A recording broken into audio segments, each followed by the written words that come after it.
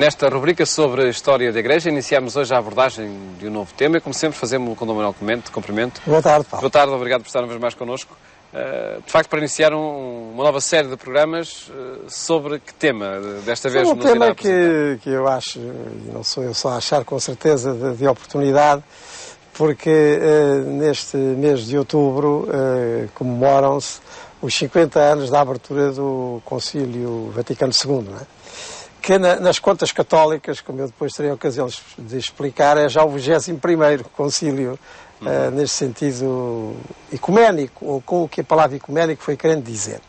E achei por isso interessante, indo ao passado, para explicar melhor o presente, ou para o enquadrar, achei interessante falarmos um pouco do que é que foram isso, os concílios ecuménicos, não é? E nós usamos muitas vezes expressões durante uma vida inteira, mas sem ter assim tempo nem oportunidade para aprofundar o seu significado. Que não aconteça isso agora também com esta expressão concílio ecuménico, e porque é que o Vaticano II, ou também chamado Segundo Concílio do Vaticano, é o 21º desta série católica, nossa, e particularmente latina. E então é o que nós vamos fazer nesta série de programas, é dar uma vista de olhos a esta longa série de concílios, já bimilenar, quase bimilenar, porque o primeiro propriamente dito é só do princípio do século IV, como veremos, mas antes houve outros concílios particulares. Há mesmo quem considere que o primeiro da série é o que está nos Atos dos Apóstolos, quando eles se reúnem em Jerusalém para decidir quais usos e costumes judaicos é que os que se convertiam do paganismo deviam reter também. Enfim, um pouco a ideia destas assembleias e concretamente dessas que a partir do século IV entram na tal lista católica e latina e romana dos 21 concílios, de que o Vaticano II foi o último, até que haja outro. Até que haja outro. Ora bem, fazemos um pouco esta ideia. Remontando então, ao princípio. Claro está que nós não vamos falar dos 21, até porque alguns são muito mais importantes, outros, enfim, não tiveram grande relevância, mas pelo menos ficarmos assim com uma ideia do seu prosseguimento nos momentos mais importantes e mais marcantes na vida da Igreja. E para facilitar as coisas, porque se trata de um programa de divulgação, séria com certeza, mas divulgação em que as coisas precisam de ficar arrumadinhas e esclarecidas tanto quanto é possível, eu vou-me servir de uma obra do historiador francês Jean Comby, que aliás está traduzida em português, uma história da Igreja, e é daí que eu vou tirar alguns trechos que eu vou pedir ao Paulo para ler e que depois tentarei elucidar. E para já, e para não perdermos tempo, vamos já ao primeiro texto do Jean Comby. Ao reunir todos os bispos em Niceia da Bitínia, um pouco abaixo do Bósforo, Constantino dava corpo a uma nova instituição na Igreja, o Concílio Ecuménico, Universal.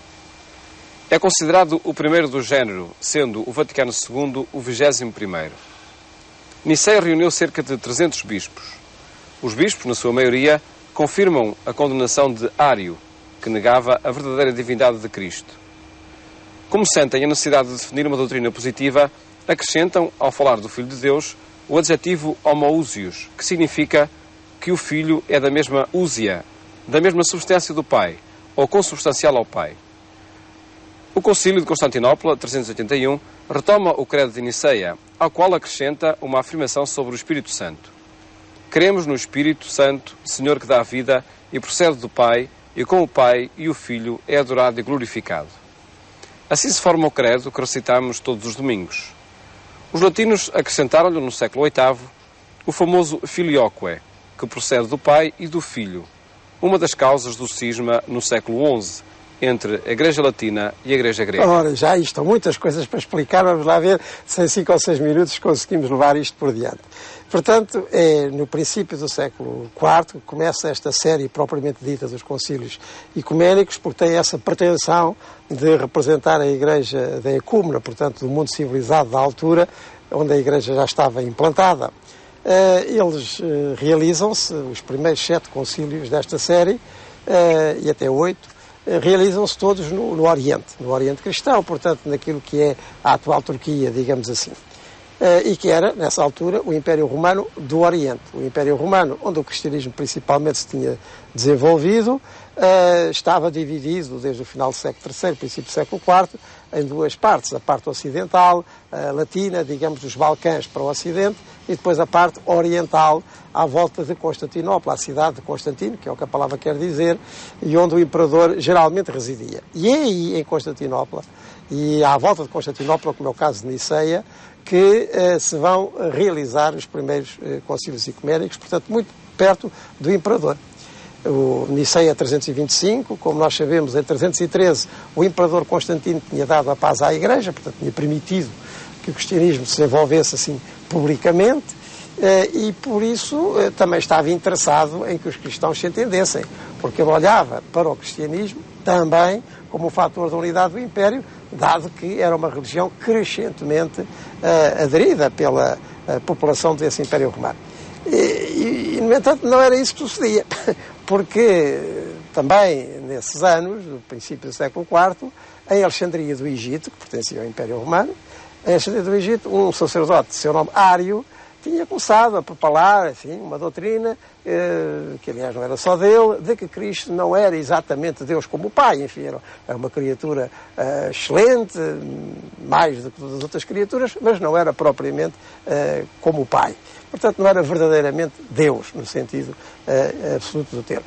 Bem, isto causou, enfim, muita perplexidade, não só em Alexandria, mas noutros sítios cristãos. O que é certo é que este arianismo diário se foi espalhando.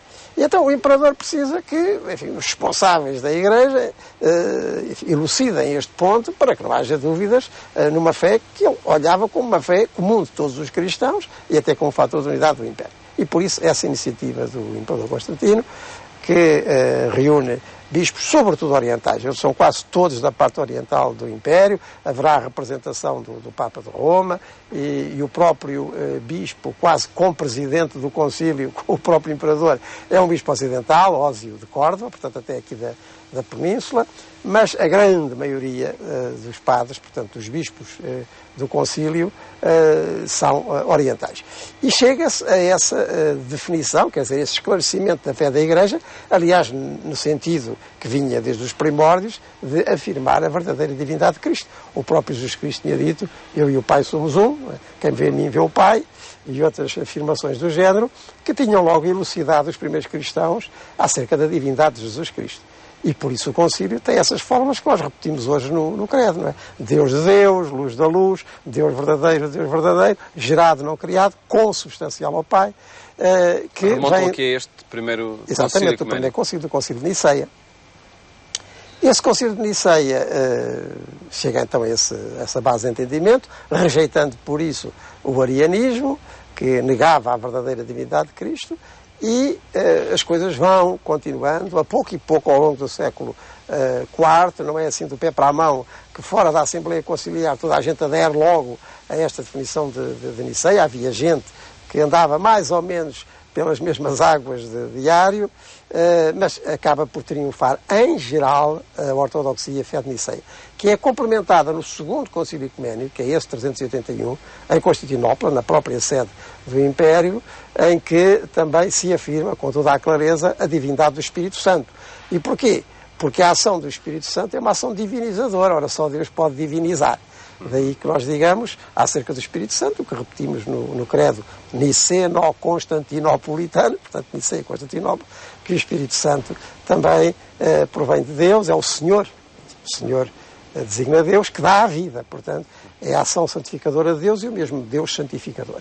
Daí que com estas formulações dos primeiros dois concílios ecuménicos se tenha estabelecido também desta maneira, digamos, oficial e universal, aquilo que são as bases da fé cristã, no que a Deus diz respeito. Deus unitrino, um só Deus, em três pessoas. E é uma marca destes concílios o convocarem bispos para resolver estes casos de heresias? Porque eles eram os representantes das igrejas, simplesmente durante a época das perseguições, até ao princípio do século IV, eles não tinham possibilidade de se reunir como agora tinham, não é? Portanto, o cristianismo era uma religião proibida no Império Romano. Enfim, com algumas clareiras ali pelo meio das perseguições, que não foram constantes nem universais, mas era uma religião, digamos, pelo menos clandestina, coibida, portanto não havia possibilidades de uma grande reunião dos representantes das comunidades cristãs, concretamente dos bispos. Agora é possível.